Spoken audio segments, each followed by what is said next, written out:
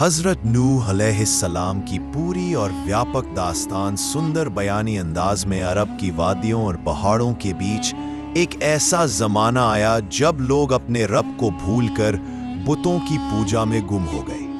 ان کے دل کٹھور ہو گئے، زبان غمنڈ سے بھر گئی اور زندگی گناہوں میں ڈوب گئی تھی۔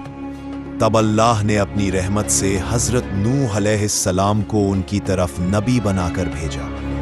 دعوت حق کی پکار 950 سال تک حضرت نوح علیہ السلام نے اپنی قوم کو سمجھایا، اللہ ایک ہے، وہی تمہارا خالق ہے، اسی کے سامنے جھکو، اسی کی عبادت کرو۔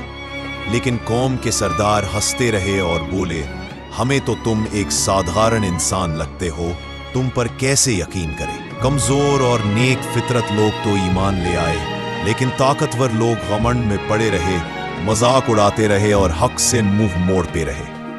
کشتی بنانے کا حکم۔ ایک دن اللہ کی طرف سے حکم آیا، اے نوح، ہماری نگرانی میں ایک کشتی بناؤ، ہمارے عذاب کا وقت آنے والا ہے۔ قوم کے لوگ ہنستے رہے، نوح پاگل ہو گیا ہے، پہاڑ پر کشتی بنا رہا ہے۔ لیکن حضرت نوح علیہ السلام کہتے،